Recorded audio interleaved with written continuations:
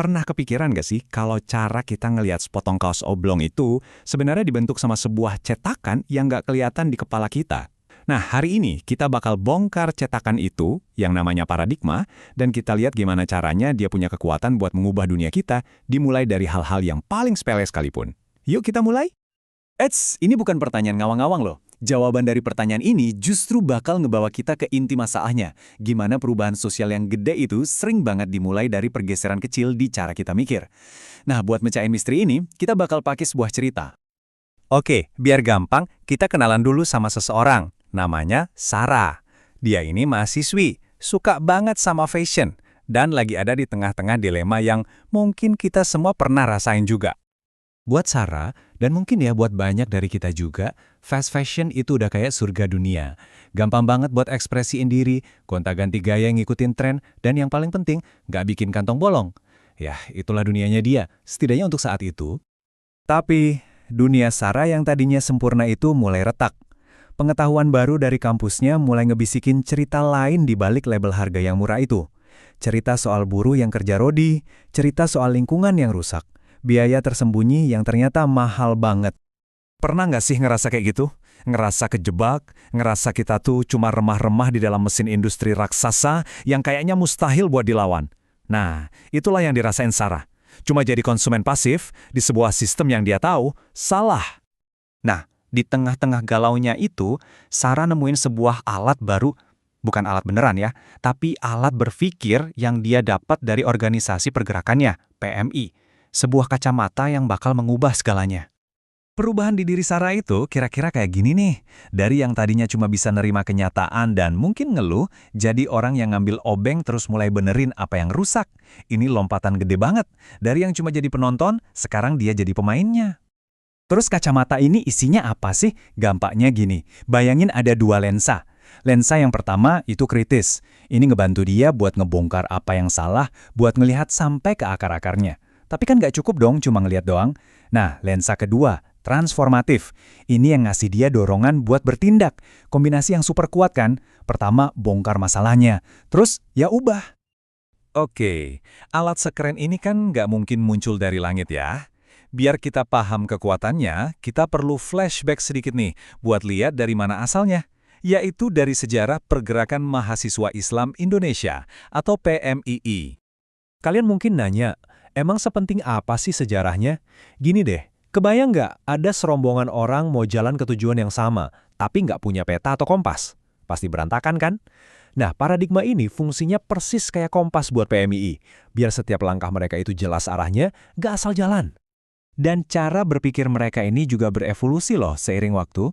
Awalnya fokusnya itu ngebela masyarakat pinggiran, tapi lama-lama mereka sadar, wah kayaknya kita butuh alat yang lebih tajam nih. Dan puncaknya, lahirlah si paradigma kritis transformatif ini, sebuah kerangka berpikir yang nggak cuma buat paham, tapi buat ngubah. Oke, dari tadi kita ngomongin paradigma terus ya, tapi sebenarnya apa sih benda ini? Yuk kita bedah bareng-bareng. Nah, definisi ini pas banget. Paradigma itu anggap aja kayak sistem operasi atau OS di otak kita. Dia jalan terus di belakang layar, nyaring semua informasi yang masuk, dan ngebantu kita buat ngertiin dunia yang super ribet ini dengan cara yang lebih simple. Jadi gampangnya gini, paradigma itu model mental yang kita pakai buat jalan-jalan di dunia ini. Bukan cuma soal apa yang kita lihat, tapi juga soal apa yang kita anggap penting. Ini kayak kita punya lampu sorot, terus kita arahin ke panggung kehidupan. Nah, paradigma inilah yang nentuin siapa yang kena sorot jadi pemeran utama dan siapa yang cuma jadi figuran di kegelapan. Nah, ini nih bagian yang paling powerfulnya. Ini tuh bukan jalan satu arah ya, jadi realitas di sekitar kita itu ngebentuk cara kita mikir. Tapi, cara kita mikir itu juga yang ngedorong tindakan kita, dan tindakan kita ujung-ujungnya ngebentuk ulang realitas itu sendiri. Ini jadi kayak siklus gitu. Mirip kayak sungai yang ngikis batu, tapi batunya itu juga yang akhirnya nentuin arah aliran sungainya. Keren kan? Oke, teorinya cukup dulu ya. Kita balik lagi ke Sarah. Gimana caranya semua konsep gede tadi ngebantu dia ngadepin dilema kaos oblongnya? Yuk kita lihat gimana teori ini jadi aksi. Masih ingat kan lensa yang kedua tadi? Lensa transformatif? Nah, disinilah dia beraksi. Soalnya jadi kritis dan analisis itu penting banget, tapi itu baru setengah jalan. Perubahan beneran itu baru kejadian pas analisisnya jadi aksi nyata di lapangan. Jadi, paradigma ini bukan cuma teori ngawang-ngawang loh. Anggap aja ini kayak toolbox atau kotak peralatan. Di dalamnya udah ada macam-macam strategi buat bertindak. Ada cara buat ngubah fokus dari elit ke rakyat, ada cara buat bangun kekuatan bareng-bareng, dan macam-macam lagi. Ini kayak menu buat ngelakuin perubahan. Nah, dengan menu ini di tangan, Sarah mulai ngebedah masalah fast fashion. Dia nemuin dua hal penting. Pertama, eksploitasi buruh itu masalah elitis, karena keuntungannya cuma buat segelintir orang di atas. Kedua, budaya konsumtif yang boros itu masalah kultural. Analisisnya jadi tajam banget. Dan dari analisis tajam tadi, aksinya jadi jelas banget. Buat ngelawan isu elitis, dia mulai voting pakai dompetnya, dengan cara dukung marek-marek kecil yang adil. Buat ngelawan isu kultural, dia ikut kampanye bareng-bareng buat nuntut perubahan sistem. Setiap langkahnya sekarang punya tujuan. Kelihatan kan perubahannya? Cuma dengan ganti kacamata, Sarah benar-benar berubah total. Dari yang tadinya konsumen pasif yang ngerasa nggak berdaya, sekarang dia jadi agen perubahan yang proaktif. Sekarang kaos yang dia pakai itu bukan lagi cuma baju. Itu udah jadi sebuah statement, bahkan sebuah senjata.